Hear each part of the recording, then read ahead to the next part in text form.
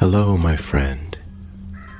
The world of magic, filled with legends and ancient tales, is opening its gates once again. Tonight, in the Gryffindor dormitory by the crackling fireplace, I will share another story with my friends. Join us, for the magic is about to come alive. The manor had always been quiet. Too quiet. Draco Malfoy had grown up in the silence of Malfoy Manor, where the air was thick with the weight of unspoken words, where the portraits watched with cold, indifferent eyes, where the grand halls seemed to stretch longer than they should. But now, the quiet was something else entirely. It was not the silence of dignity or the hush of aristocratic restraint. It was the silence of something missing, something taken. The war was over.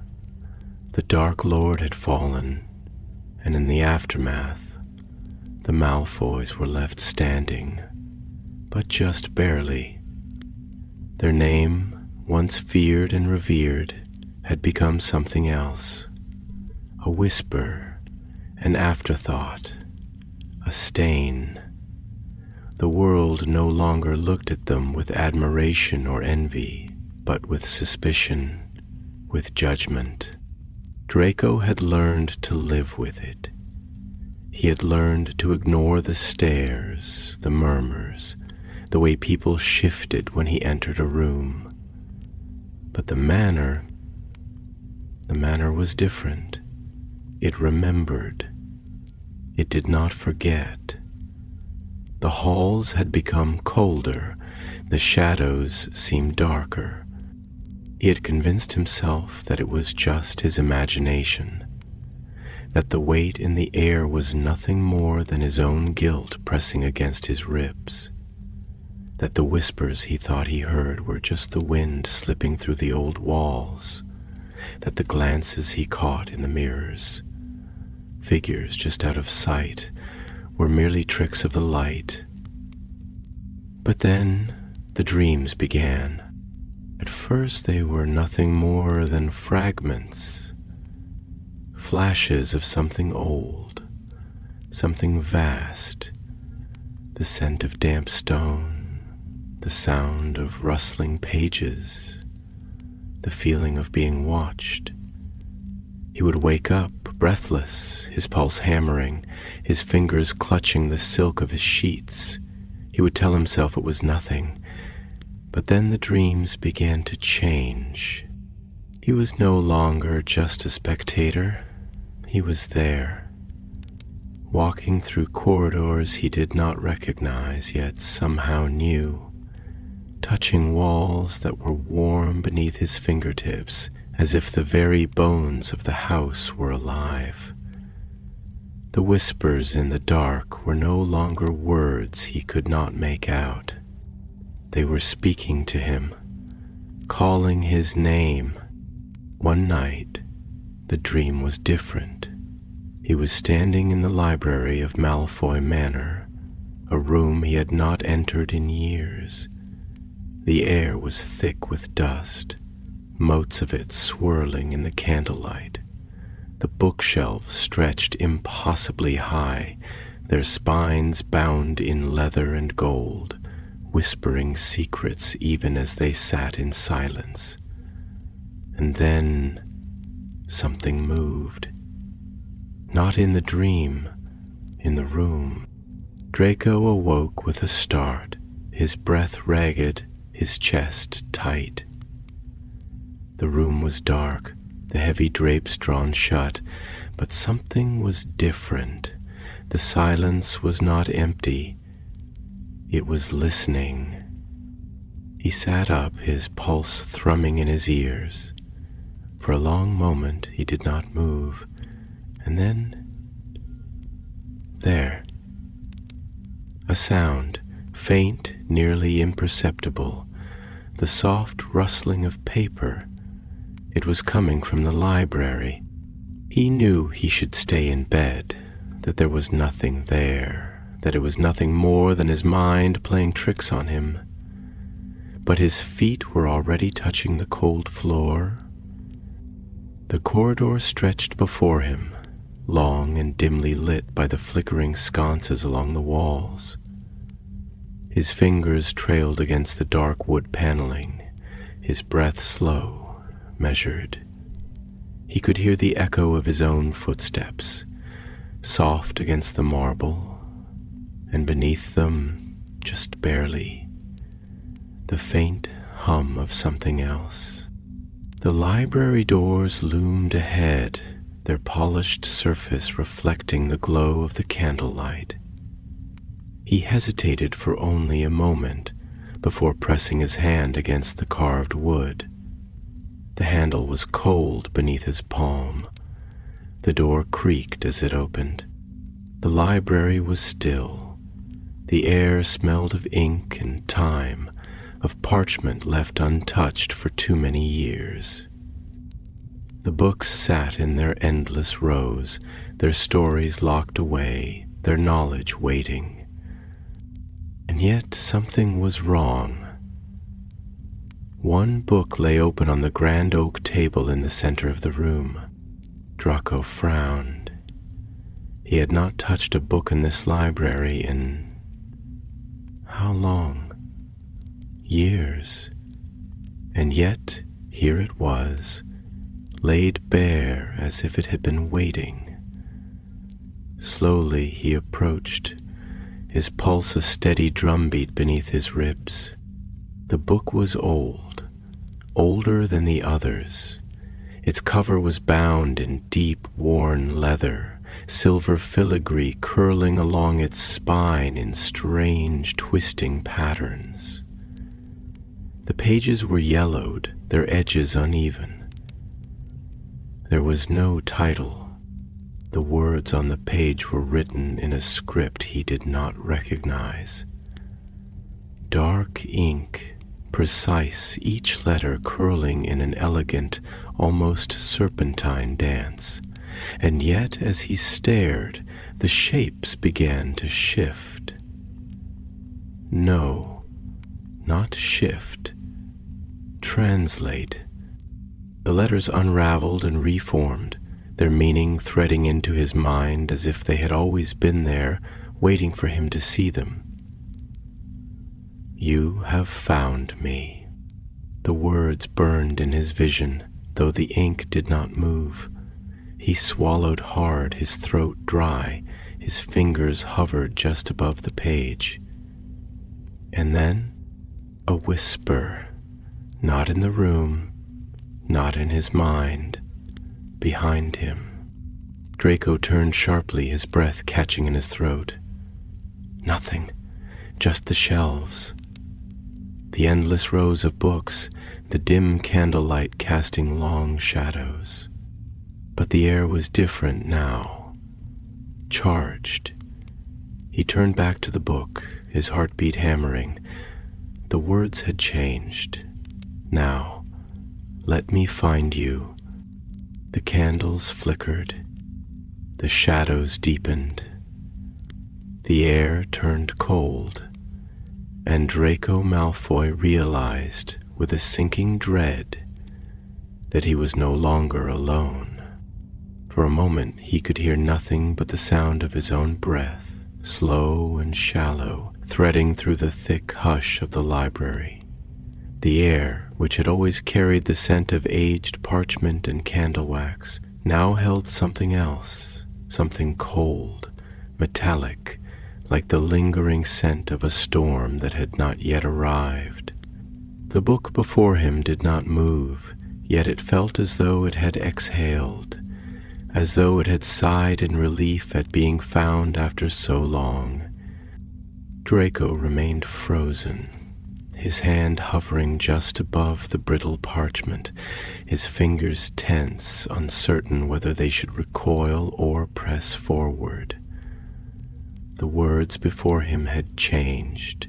He knew this, though he had not seen them move.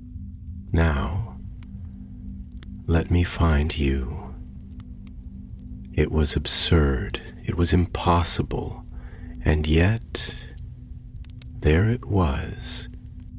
He turned his head slightly, his gaze flickering across the long rows of towering bookshelves, their spines bound in muted colors, their presence stretching toward the vaulted ceiling as though they too longed for breath, for space, for release from their endless stillness.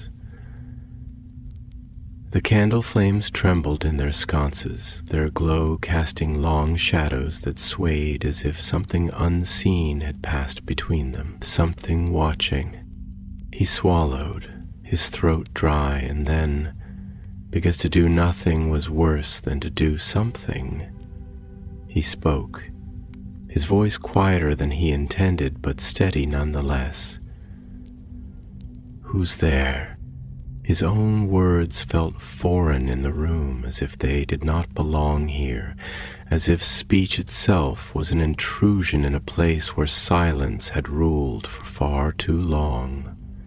The shadows remained still, yet he could feel something, a presence, a weight in the air that was not there before, pressing at the edges of his awareness, lingering just beyond the reach of sight. Still, there was no answer. Draco exhaled slowly, forcing his muscles to loosen, willing his thoughts to remain tethered to logic, to reason, to something real. He was a Malfoy, and Malfoys did not let themselves be ruled by fear. Not by shadows, not by empty halls, not by books that whispered in the dark. And yet the unease curled deep in his ribs like a serpent in waiting. He turned back to the book, studying the ink, the worn edges of the paper, the ancient leather of the binding.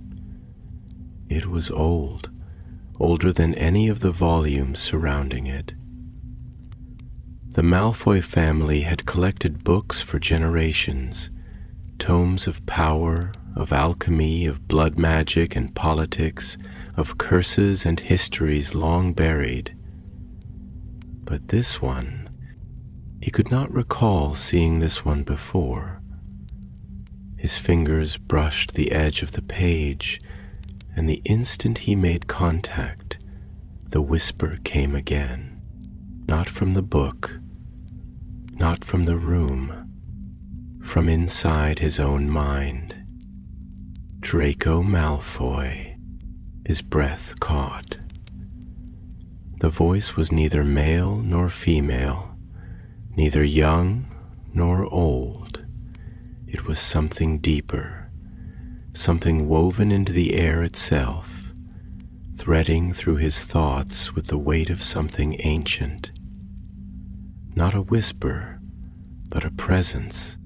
He yanked his hand away from the book as if burned, his pulse slamming against his ribs, his breath coming too fast, too shallow. The voice did not speak again. The book lay open, still and waiting. Draco forced himself to take a step back, then another until he was standing away from the table, his hands clenched at his sides. The sensation of something pressing against the edge of his thoughts had faded, but it had left an imprint, a cold echo in the hollow spaces of his mind. He needed to leave. He turned sharply, striding toward the door, but as he reached it, he hesitated. He was not a fool. He had spent his entire life learning the intricacies of magic, of deception, of the unseen forces that shaped the wizarding world. This was not an accident. This was not a dream. The book had been waiting for him. He exhaled, pressing his fingers against his temples as if he could push the unease from his skull, force it into something tangible, something he could fight. He would not let himself be ruled by superstition. If this was magic, it could be understood.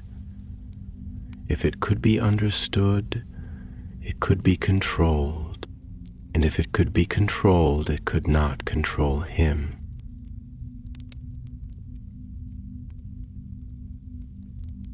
With one last glance at the book, he turned the handle and slipped into the hallway, the heavy wooden door shutting behind him with a dull thud.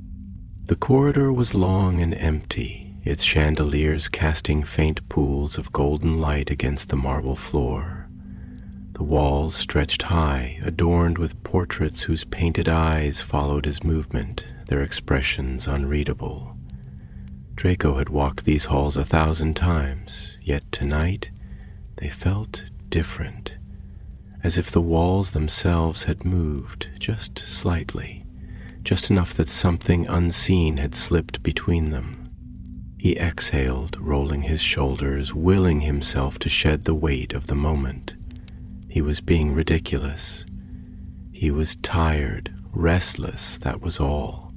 He would return to his room, sleep, and in the morning this would be nothing more than another strange memory, another fragment of his own mind playing tricks on itself. And yet, as he moved through the halls, the silence stretched longer than it should have. His footsteps echoed against the marble, but there was something else, something just beneath the sound, something waiting in the quiet spaces between, a whisper not in words but in presence. He did not turn around. He did not look back, not until he reached the door to his bedroom, pressed his hand against the cold silver handle, and stepped inside. The moment the door shut behind him, he exhaled. The air here was different, warmer, familiar, untouched by whatever had pressed against him in the library. The glow from the fireplace flickered against the dark wood furniture, casting soft golden light against the silk drapes and carved bedposts. He let out a breath, moving toward the fireplace, resting his hands on the mantel, his reflection flickering in the mirror above it. His face was pale, his expression unreadable, his gray eyes sharper than he remembered. And then the flames in the hearth guttered, not out, but inward, as if something had pulled the fire deep into itself, swallowing the light for a brief, breathless moment, before releasing it once more. Draco did not move. The air shifted, and in the mirror just behind him, something stirred. Not a shadow, not a trick of the light. Something else, something waiting, something that had been waiting for far too long. Draco did not turn immediately. He stood perfectly still, the flickering firelight casting long shadows across the dark wooden floor, the polished edges of the furniture reflecting the dim glow like fractured fragments of something once whole. His breath came slow, measured, deliberate, though his pulse hammered against his ribs, demanding urgency, demanding movement. But he had learned long ago, panic was a weakness, fear was an enemy. A Malfoy did not surrender to the unknown. They mastered it, bent it to their will. And yet, even as he reminded himself of this, the weight of the presence behind him pressed against his spine like an unseen hand, whispering, waiting. The mirror had not lied. Something had moved. Something was there. He forced himself to breathe, to shift his gaze slightly, just enough to catch the edges of the reflection, the glint of silver, the hollow hush of something unseen lingering at the threshold of his perception. But there was nothing there now, only the shadows shifting in the low firelight, only the silent expanse of the room behind him, stretching into the corners where the dim glow did not reach. And yet, he knew it was still there. The air had not yet released its tension, had not yet loosened its grip. The room still listened. Slowly, deliberately, he turned, the muscles in his shoulders tight, his movements careful, as if shifting too quickly would shatter the fragile stillness that had settled like dust in the wake of something unseen. The room was unchanged. The armchair near the fireplace sat empty, its velvet fabric rich and untouched. The heavy drapes hung motionless, pooling against the dark wooden floor like spilled ink. The bookshelves that lined the far wall, their spines gleaming dully in the firelight, stood silent, their knowledge locked away, their secrets waiting.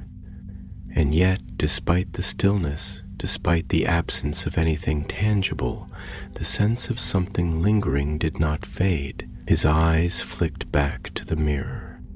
For a moment he almost thought he had imagined it, that it had been nothing more than a trick of the firelight, a shadow cast by the restless flickering of the flames. But as he looked closer, as his gaze traced the reflection with careful intent, he saw it. The door. It was open, only by an inch, only just enough for the darkness beyond to press into the room like a living thing, curling at the edges of the fire's glow, swallowing the light in its waiting silence. And yet, he had closed it. He knew he had closed it. His breath was quiet now, controlled, but his mind was anything but calm. There was no sound beyond the soft crackle of the fire, no movement beyond the gentle dance of shadows along the walls. But the air felt heavier, thicker, as though something unseen had woven itself into the very fabric of the room, watching, waiting. His fingers tightened at his sides. Slowly, carefully he crossed the room, his footsteps nearly soundless against the polished floor. Each step deliberate, each movement precise. The door remained still, its surface smooth, unmarked, but the sliver of darkness beyond it remained, an absence of light, an absence of presence, a place where something waited just beyond his reach. He reached out, his fingers brushing against the cold metal of the handle. The moment he touched it, the flames in the hearth guttered. A whisper, soft, too soft to grasp, too fleeting to catch, curled through the air. Draco turned the handle sharply, pulling the door open. The corridor stretched before him, dimly lit by the chandeliers that lined the walls, their glow casting faint pools of golden light against the marble floor. The silence was deeper here, heavier, as if the air itself had settled into something expectant. The paintings along the walls were still, their subjects frozen in their gilded frames, their painted gazes unreadable. And yet the moment he stepped forward, the moment he crossed the threshold, the whisper came again, closer, not from the hallway, from behind him. His breath caught. For a single frozen moment, he did not move. And then, "Draco!" The voice was not loud. It did not echo through the chamber, did not carry through the hollow stillness of the manor, but it did not need to. It was quiet, steady, woven with something that did not belong in the waking world. It was behind him. He turned sharply, wand in hand, breath held. Nothing. The room was empty. But the air was wrong. The fire still burned in the hearth, but its warmth did not reach him. The shadows still curled against the walls, but they did not feel empty. The mirror above the mantel still reflected the room in its entirety, but Draco froze. His reflection. It was wrong. He could see himself standing rigid before the fireplace, wand clenched in one hand, his expression carved from something sharp and wary. And yet, the reflection was still looking at the door, not at him, not at the real, living Draco Malfoy standing in the room. It was watching something else, something behind him. His chest tightened, his breath sharp and uneven now, his fingers gripping his wand with white-knuckled tension. He did not turn. He did not move. Instead, slowly, carefully, he lifted his free hand, raised it to his face, just to see. His reflection did not move. His breath hitched, cold terror sinking into his ribs. And then, the reflection turned its head, not toward him, not toward the real Draco Malfoy, but toward whatever was standing at his back. Draco spun, his breath sharp, his wand raised. Nothing, only the empty room. Only the empty air. Only the lingering whisper of something unseen curling at the edges of his mind, slipping through the cracks of something much older than the house, much older than the books, much older than the world he understood. And then, as the silence deepened, as the air pressed in, as his own reflection remained twisted in a way it should not have been, a single word coiled through the stillness. Found you.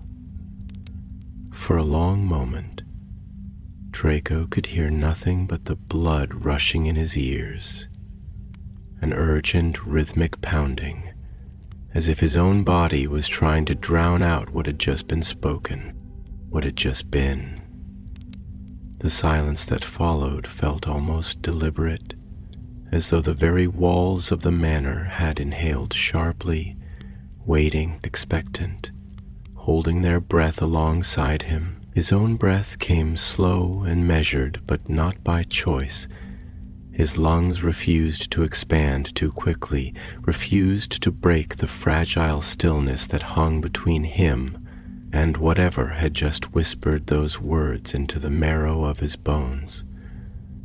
His eyes remained fixed on the mirror, its surface gleaming faintly in the firelight, his own reflection staring back at him with a pale, rigid expression that he did not fully recognize as his own. And yet, there was something else, something behind the reflection, something that still had not moved, still had not revealed itself, but was there all the same. The presence was not loud, not forceful, not aggressive. It did not threaten him, at least not in the way that a person might, not with violence or malice or an overt display of power. No, this was something older, something more patient, something that did not need to announce itself because it had always been here, waiting for someone to look in the right place at the right time, and Draco had looked.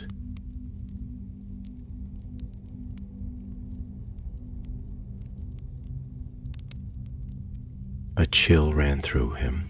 Not the ordinary kind, not the kind that came from a draft slipping through the ancient corridors of Malfoy Manor, nor the kind that settled in his bones during the long, bitter winters when the world outside turned to ice. No, this was something different, something deeper, something that did not belong in the natural world. It was the cold of something reaching through the fabric of reality itself, something brushing against the edge of his consciousness, not yet pressing inward, but letting him know, letting him feel that it could. His fingers tightened around his wand, his knuckles turning white, and for the first time in years, he felt truly powerless. The thought made his stomach turn, made something raw and bitter coil in the back of his throat, because Draco Malfoy was not powerless. He had been raised in a world where power was everything, where it was cultivated, wielded, refined into something sharp and elegant and unyielding. He had spent his entire life learning how to hold it, how to bend it to his will, how to wrap it around himself like armor. And yet, standing here in his own home, in the sanctuary of his own room, he felt like a child staring into the dark, knowing with absolute certainty that something was staring back. The whisper had been real. He had heard it. He had felt it. And the moment he acknowledged that truth, something shifted. Not in the room, not in the mirror. Inside him, a weight settled in his chest, heavy, dense, as though something unseen had leaned against him, pressing down on his ribs, curling against his very being like a thing that had always belonged there. It was not pain, nor was it suffocating, but it was present, and that alone was enough to send a fresh wave of unease through him. Slowly, cautiously, he forced his breathing to even out, forced his thoughts to steady, forced himself to push aside the instinct to flee. He was not a fool. He knew better than anyone that fear could be smelled, could be tasted. And whatever this was, whatever had chosen to reveal itself to him, it was already too close. If it had wanted to harm him, it would have. If it had wanted to strike, it would have done so in the very instant it whispered his name. No, this was not an attack, it was something else. Something worse. A test. A game. A conversation. Draco swallowed hard, his throat tight, but his voice was steady when he finally spoke, though it came quieter than he intended, as if even his own words were cautious to disturb the silence. "You seem awfully patient," he murmured, his eyes flicking back to the mirror, to the place where he could still feel it, still sense it, just beyond the surface of the glass. Most things that whisper from the dark don't tend to wait around this long. They don't tend to linger. For a long moment, nothing answered. And then, "You linger." His breath caught, a sharp inhale he barely managed to suppress, his muscles locking in place. Because the voice, it was not just in the room, not just in the mirror, not just in the air around him. It was inside him. It was curling through his own thoughts like smoke slipping through the cracks of a door, weaving into the very fabric of his mind, pressing against the fragile edges of his consciousness like fingertips tracing the edge of a glass. Not pushing, not tearing, not invading, just testing. He forced himself to swallow again, forced himself to hold his ground, to ignore the way his skin prickled, to ignore the way the fire in the hearth seemed to dim just slightly, as though it too had heard something it did not like. He exhaled, slow and deliberate. That's a bold assumption. A pause. And then, is it? A faint chill ghosted down his spine. He forced himself to step forward, just slightly, closing the distance between himself and the mirror, though his every instinct screamed at him to move away, to turn, to run. But he would not run, not from something that had already found him. His own reflection met his gaze, gray eyes sharp, unreadable, but he barely saw himself anymore. His focus remained on the space behind him, on the thing he could not see but knew was still there, waiting, watching, listening.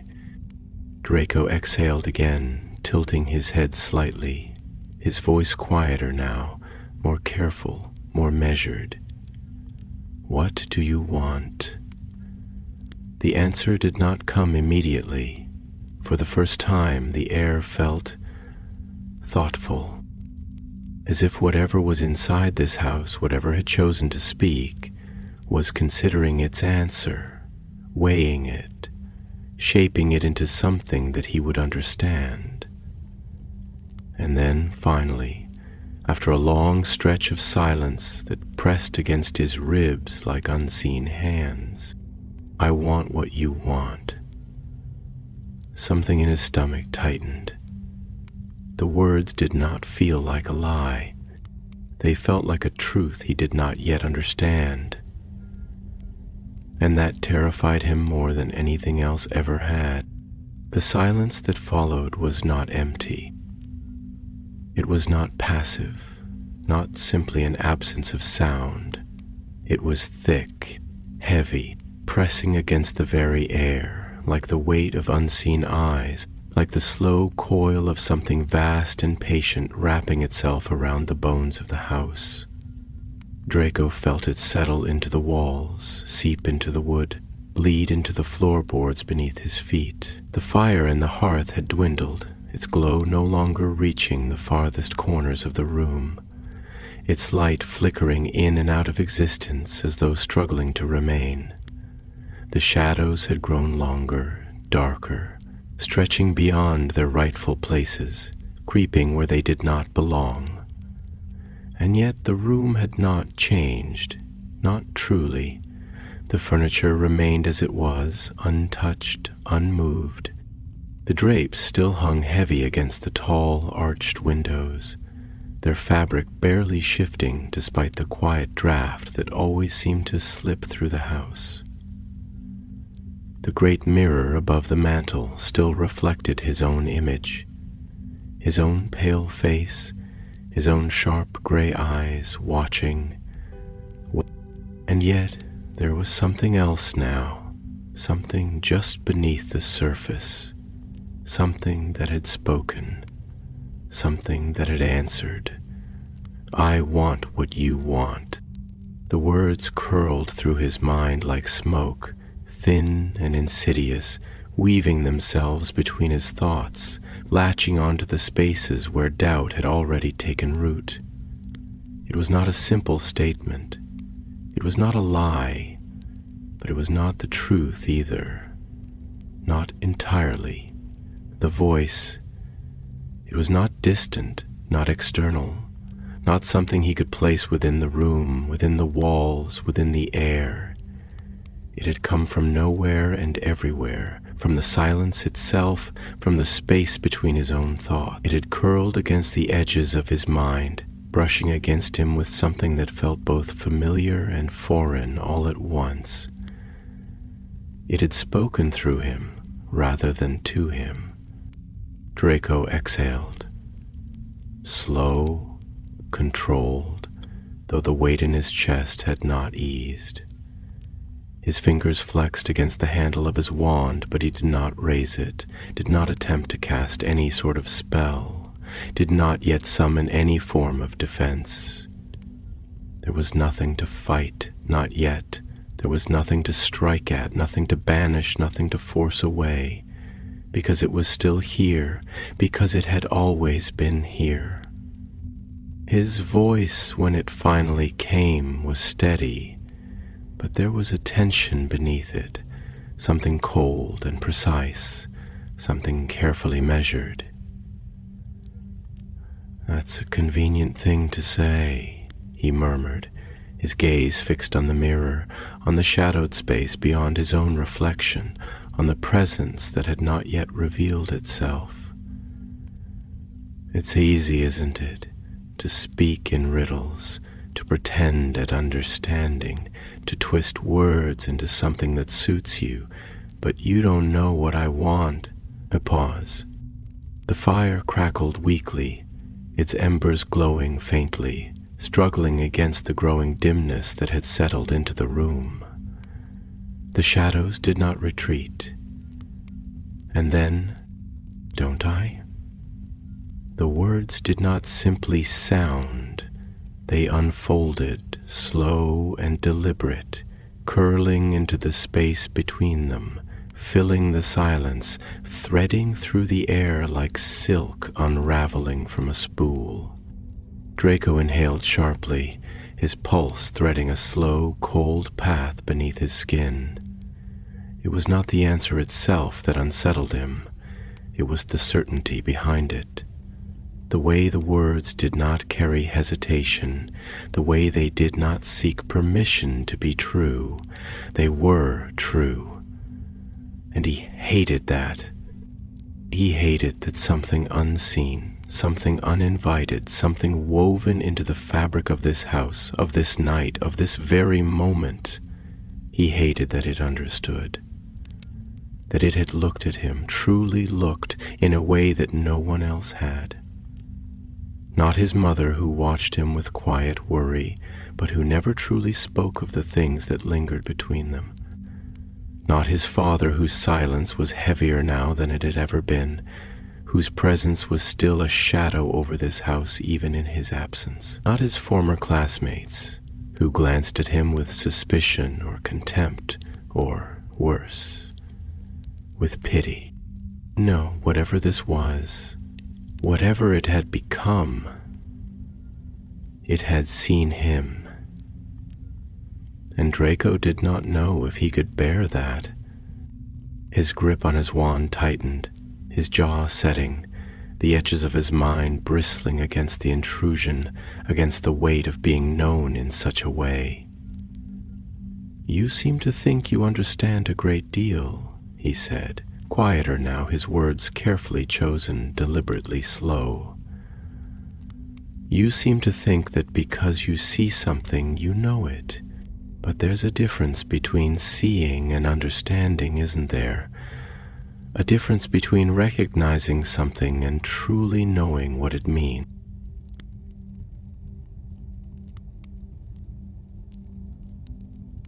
A pause.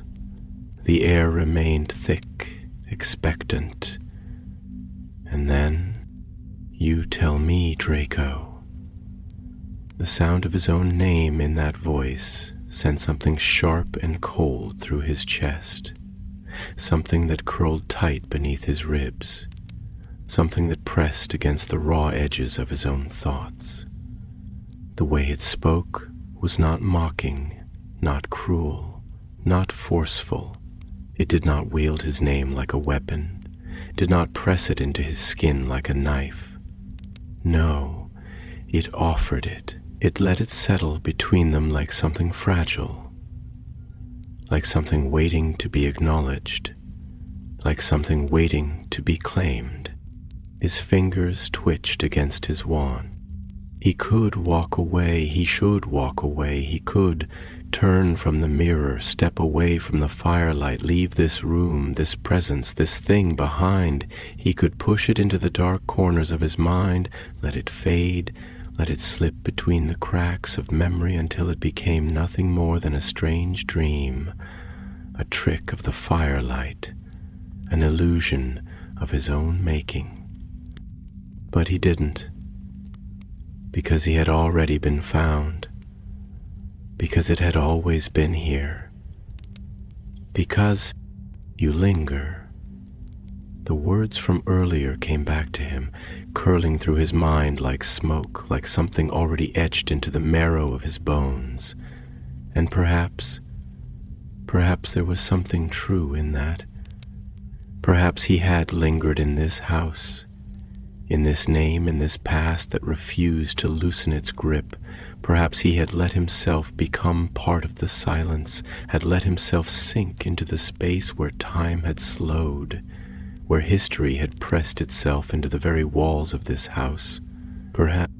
Then tell me, Draco murmured, tilting his head slightly, his voice still low, still careful, still controlled, even as the firelight trembled against his skin.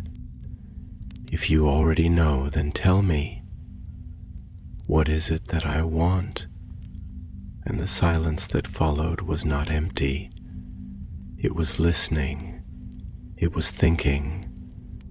And then, softly, surely, as if the answer had already been carved into the very foundation of this house, long before Draco had ever asked. You want to belong, Draco's breath hitched, and he hated that, because for the first time he could not tell if he was hearing a lie, or if he was finally hearing the truth. Draco did not move. He did not breathe, or if he did, it was shallow, barely there, just enough to keep him tethered to the moment, to the present, to the heavy silence that had settled between him and the voice that had whispered from the depths of something unseen. His heartbeat had slowed, not in calm, but in something deeper, something more visceral, a stillness born not of peace, but of the careful, deliberate quiet of prey when it knows it is being watched. The words "you want to belong" coiled through his mind, winding themselves into the spaces between his thoughts, slipping beneath the walls he had built around himself, pressing into the places he had long since locked away. The fire crackled weakly, its light barely reaching the edges of the room now, as though it too had begun to falter beneath the weight of whatever had settled into the space between them. The shadows had stretched, lengthened, curling along the floor, spilling up the walls, pressing into the corners like ink bleeding across parchment. The mirror reflected it all, the dim light, the stillness, the way the world itself seemed to have tilted just slightly, just enough for something that should not be there to slip through. And in his own reflection, Draco could still see it. Not a figure, not a shape, not a presence that could be seen, but something that could be felt, something woven into the very fabric of the space behind him, something that had not yet chosen to show itself fully, but had no need to spoken, because it had already spoken, and its words had been enough to send a slow, creeping cold through his chest. You want to belong. A simple statement, a truth disguised as an accusation, a wound pressed just deep enough to ache.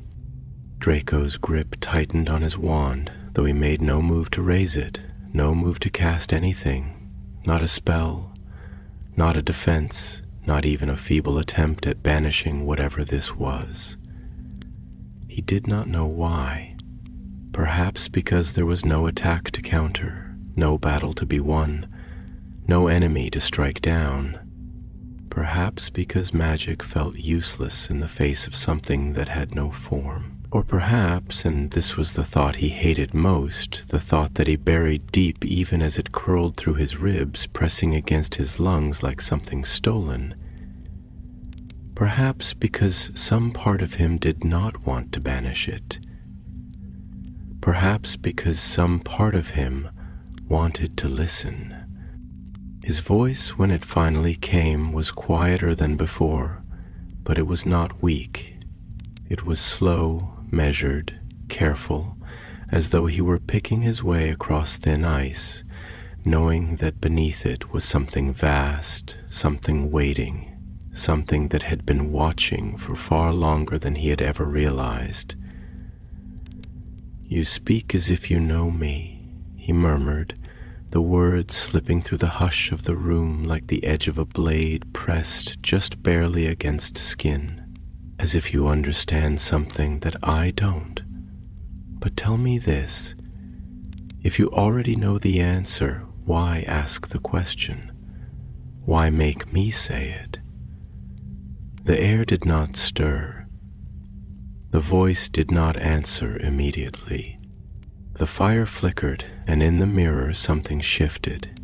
Not a movement, not a shadow, but a feeling like the weight of something turning its attention fully toward him, like something pressing closer, not in distance, but in presence, as though it had simply chosen to lean in, to listen more intently, to settle itself deeper into the space between them. And then, because you have spent your life being told what you are. Draco inhaled sharply, though he did not let himself break the stillness, did not let himself react. You have been given names, labels, expectations. The voice did not rush. It did not force itself upon him.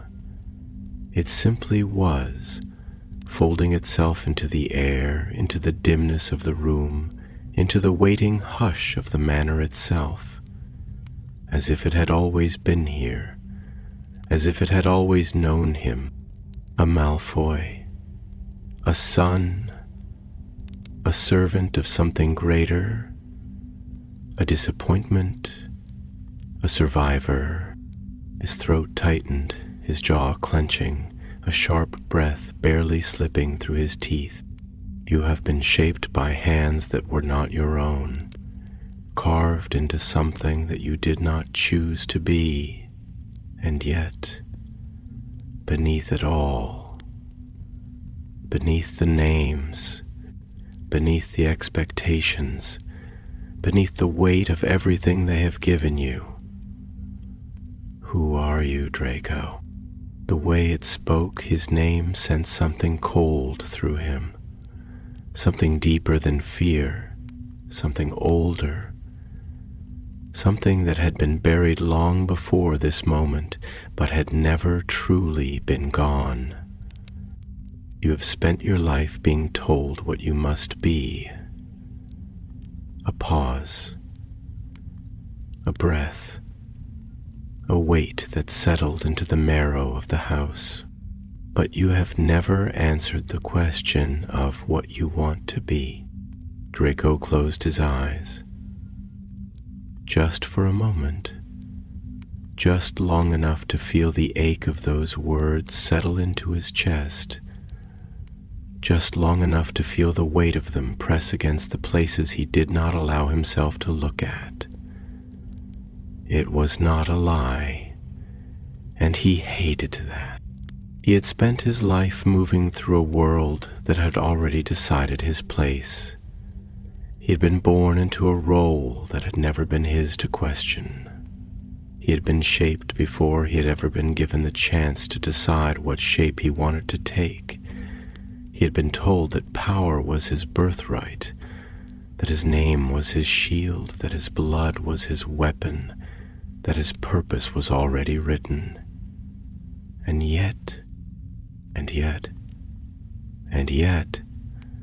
he had stood on the wrong side of a war and had been spared. And yet, he had seen the world crumble and had been left alive. And yet he had walked away from everything he had been raised to believe in. And still, the question remained. What did he want? Who was he, if not what had been given to him? Draco exhaled, opening his eyes, meeting his own reflection in the mirror, the dim firelight casting sharp lines across his face, shadows curling beneath his eyes, something unreadable lingering in the set of his mouth. He did not speak for a long moment. He let the silence stretch between them, let the questions settle, let the air grow heavier with something unspoken, something waiting. And then, finally, his voice came low, quiet, steady, "I don't know." And the room did not breathe, but something in it shifted. Something in it understood.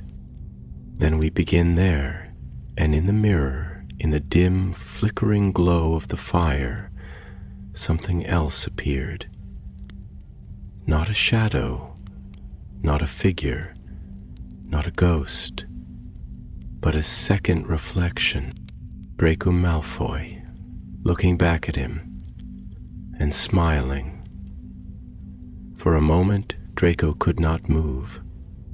The reflection in the mirror remained still, its expression carved in the dim firelight, its features identical to his own in every way: sharp angles, pale skin, gray eyes shadowed with something unreadable. And yet it was not him, or rather, it was him, but not as he had ever seen himself before.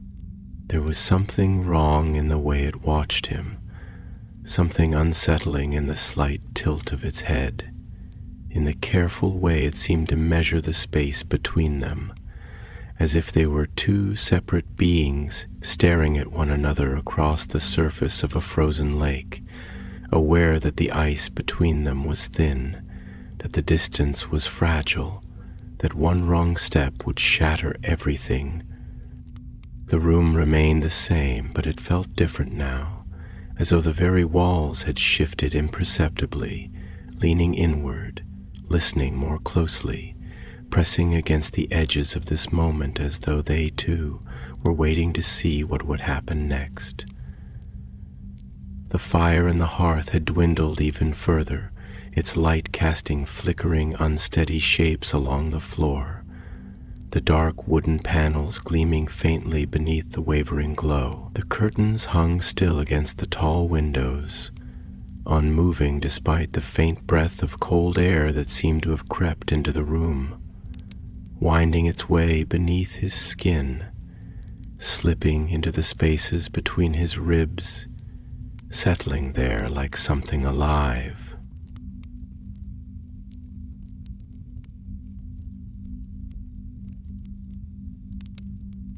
And yet, the reflection smiled, not a wide, unnatural grin, not a sharp, eerie imitation of emotion. No, it was subtle, just a slight curve of the lips, a faint, knowing expression, as if it understood something that Draco did not, as if it had been waiting for this moment, waiting for him to finally see it, waiting for him to acknowledge that it had always been there. His fingers tightened around his wand, the wood pressing firm and familiar against his palm, grounding him, reminding him that he was still here, still himself, still real. He forced himself to breathe, slow and deliberate, forcing air into his lungs, steadying the rapid beat of his pulse, willing himself to speak, though his voice, when it finally came, was quieter than before, edged with something careful, something wary. "Who are you?" The words did not echo, did not linger in the air the way he expected them to.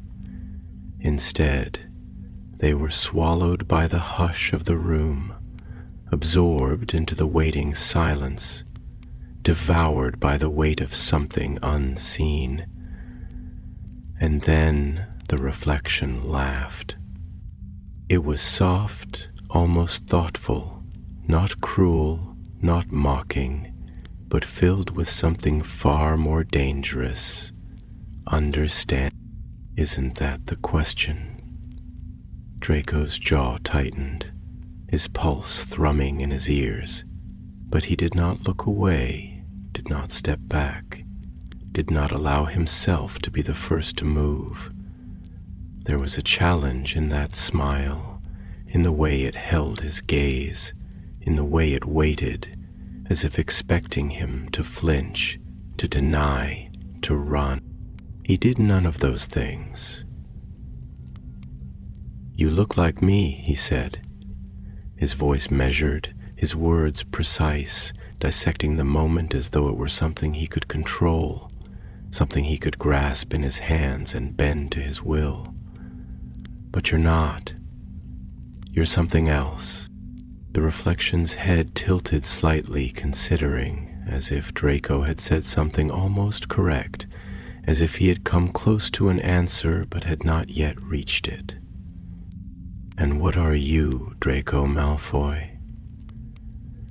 Draco's breath hitched, just slightly, just enough for the weight of the question to press against him, cold and deliberate, settling into the space beneath his skin.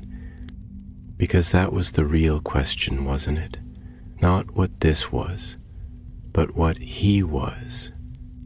He swallowed hard, the firelight flickering against his face, casting shadows along his jaw, his cheekbones sharp beneath the dim glow.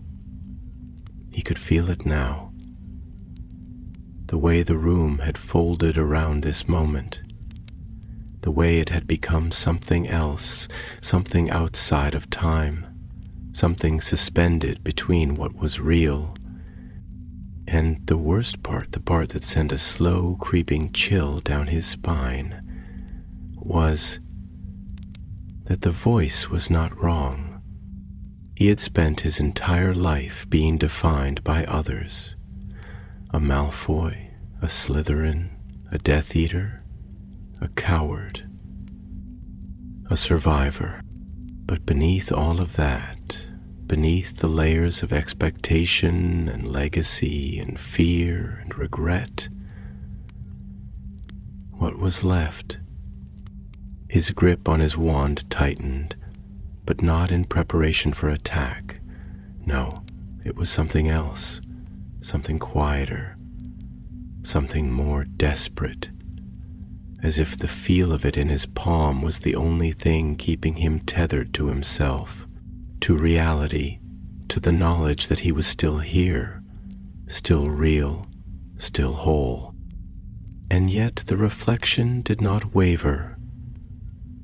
It remained as it was, watching, waiting. Smile. You ask who I am, it said finally, voice still quiet, still calm, still curling around the edges of something unknowable. But perhaps you should ask who you are. The words struck something deep, something old, something that had been buried beneath years of silence and expectation and carefully curated restraint. He hated that they resonated. He hated that they made something in his chest tighten, something in his mind wake up. He hated that he did not have an answer. The reflection's expression softened just slightly, just enough for something else to slip through the cracks of whatever this was. Not mockery, not cruelty, not even challenge. Just recognition. You don't know, do you? Draco exhaled sharply through his nose, forcing his shoulders to square, forcing himself to feel the weight of his own body, his own presence, forcing himself to remember that this was his room, his home, his mind.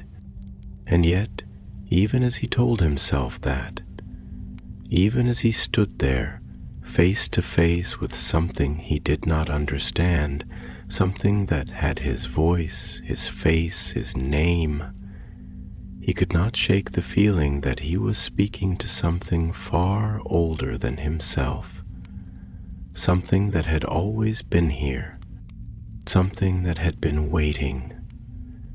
The reflection did not move, did not break the moment, did not press further.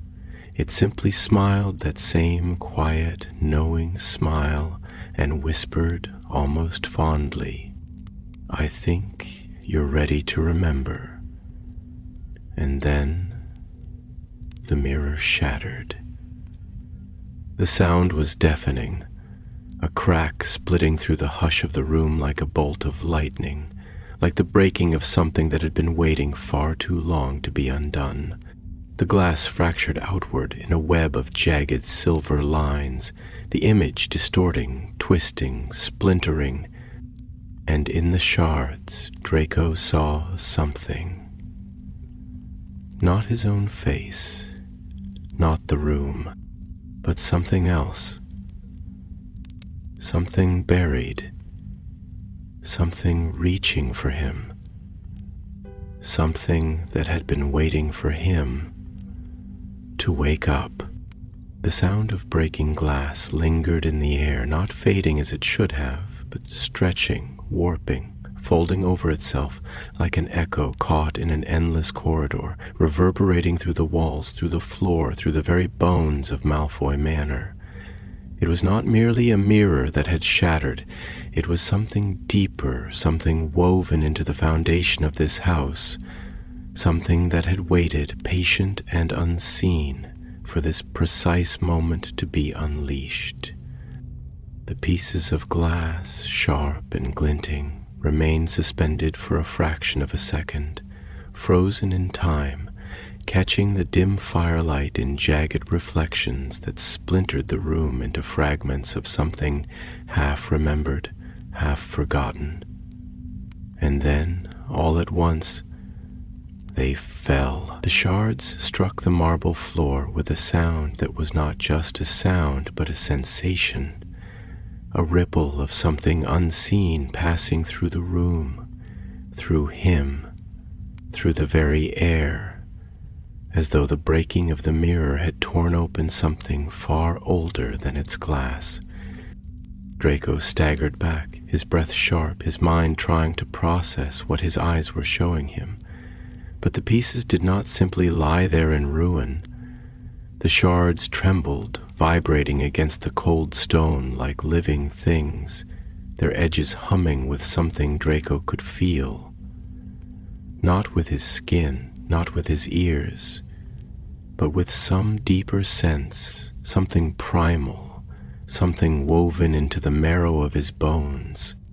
And in them, in their jagged reflections, he did not see himself. Not entirely, not as he was. He saw glimpses of something else, something just beneath the surface, something that had been there all along, waiting in the quiet, waiting in the spaces between thoughts, between breaths, between the moments where his reflection should have been nothing more than glass. He saw memories, not his own, but familiar all the same.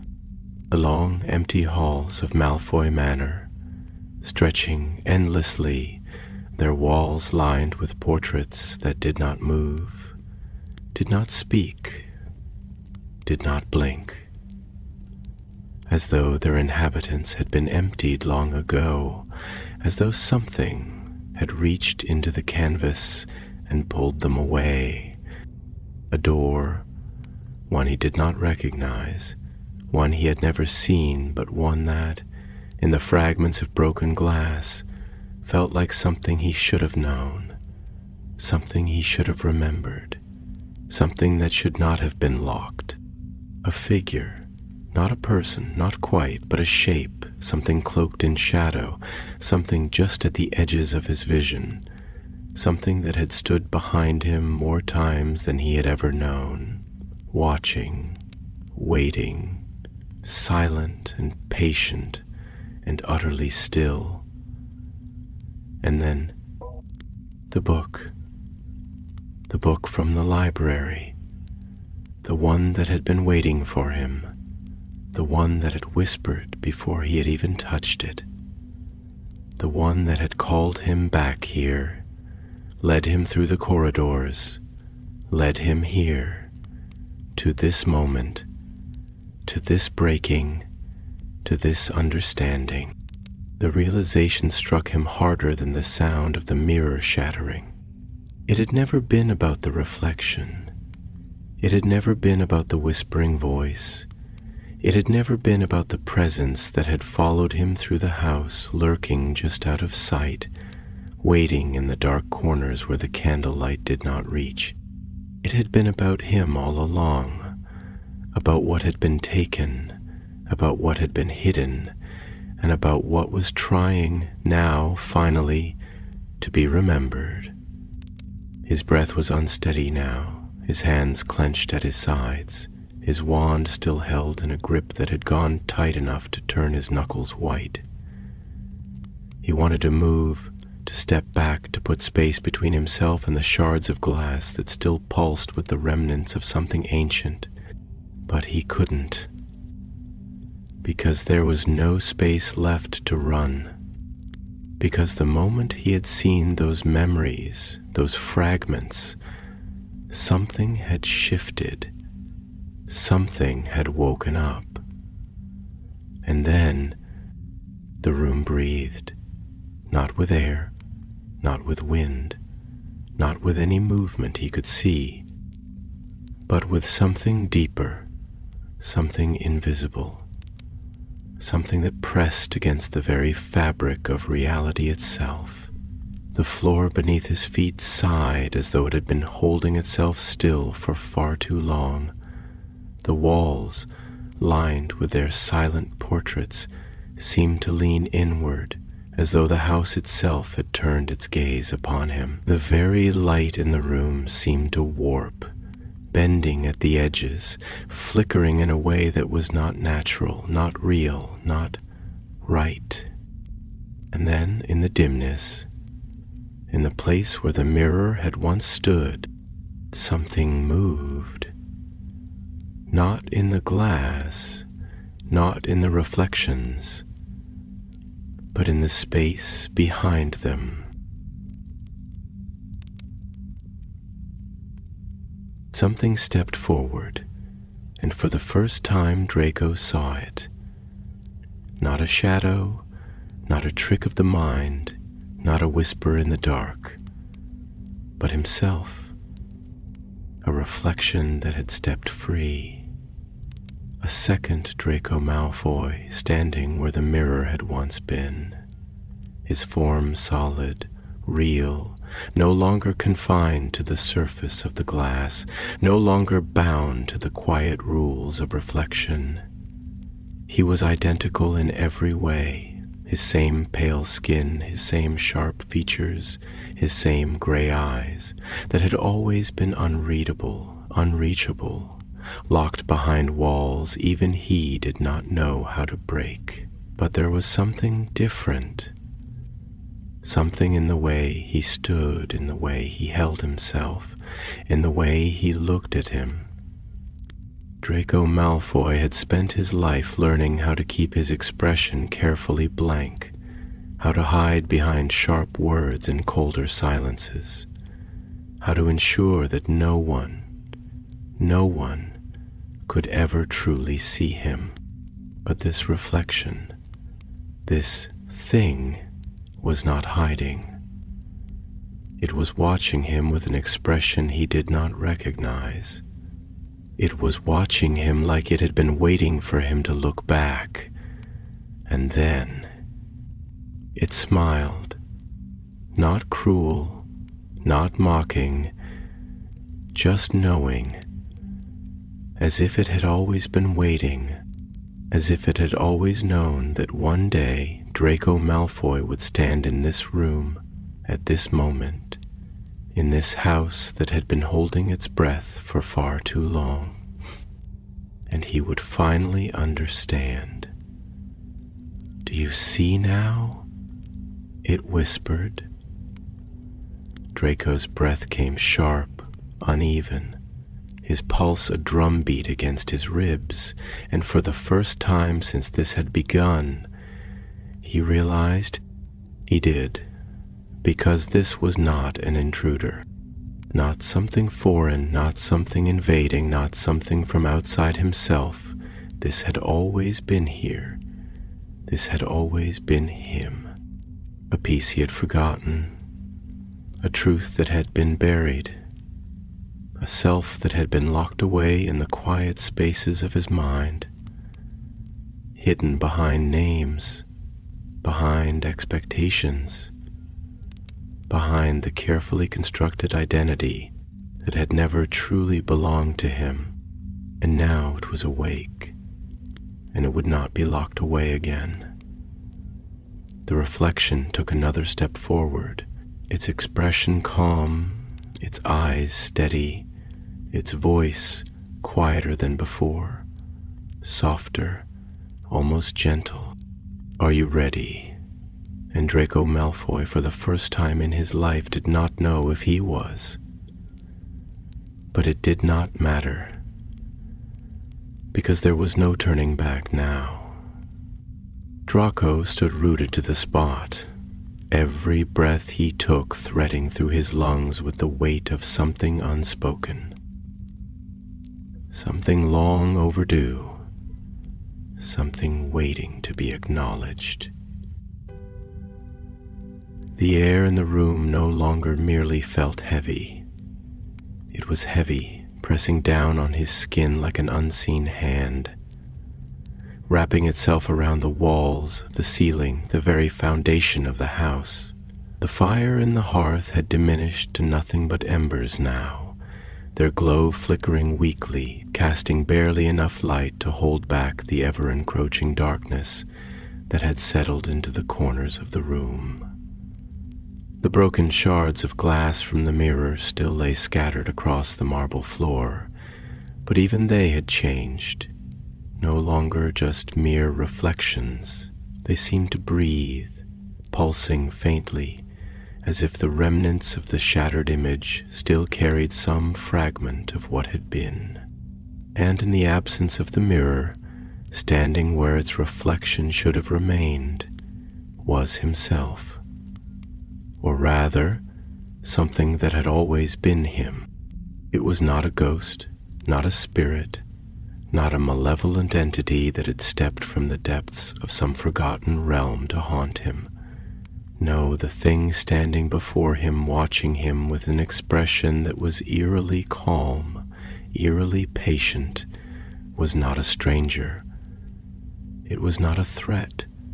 It was not other. It was him, a Draco Malfoy who had been waiting in the silence, waiting in the dark corners of memory, waiting for him to finally see. The reflection did not move aggressively, did not lurch forward with intent, did not attempt to take something from him as though this were some battle of possession. No, it simply stood there, tall and composed, head slightly tilted, watching him with that strange, almost knowing expression, as if it understood something Draco did not, as if it had spent years, lifetimes, waiting for this precise moment. And when it spoke, its voice was steady. "Are you ready?"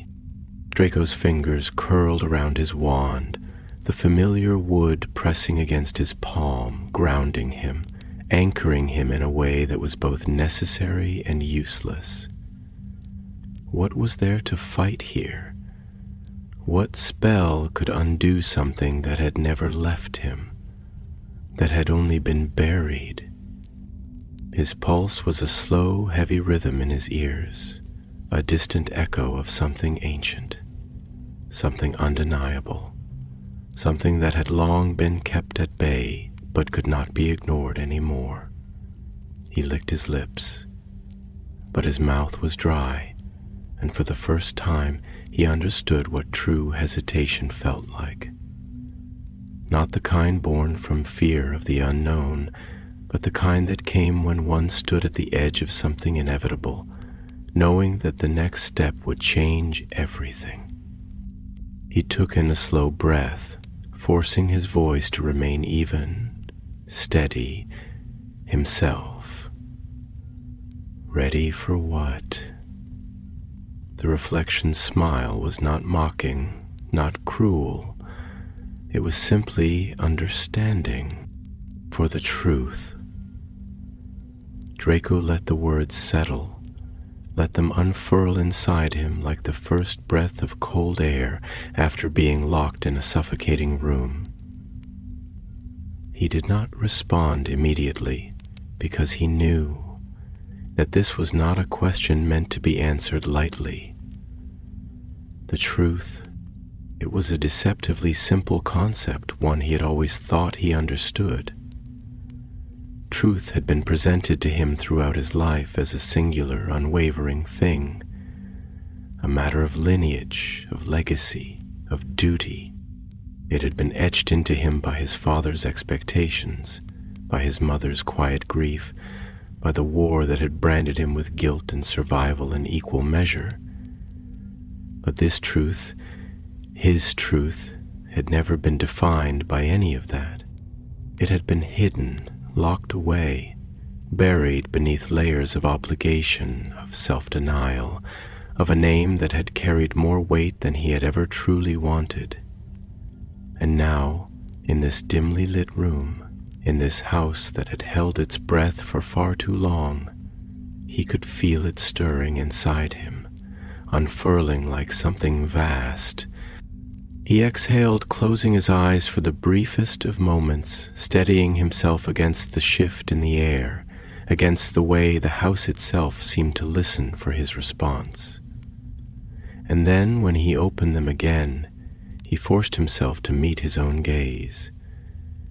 The gaze of the reflection that was not just a reflection, but something more. "You've been waiting," he murmured, his voice quieter now, carrying none of the sharp defensiveness he had clung to before.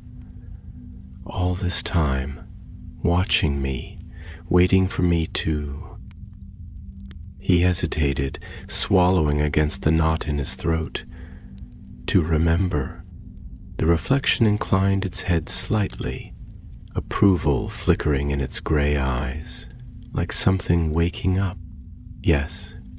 Draco let out a breath, his chest feeling too tight, as though something was pressing against his ribs from the inside, something pushing outward, something unraveling. "And if I remember," he said carefully, his voice threading through the dimness, "if I understand, then what?" The reflection studied him, the remnants of its smile fading into something softer, something more contemplative, as though it too was waiting for him to reach the answer himself. And when it spoke, it did not force him toward anything. "Then you will belong to yourself." The words struck like a chord, low and resonant, vibrating through the very core of him. Not to a name, not to a bloodline, not to expectations carved into him before he had ever been given the chance to question them, but to himself. For the first time, Draco let himself feel it.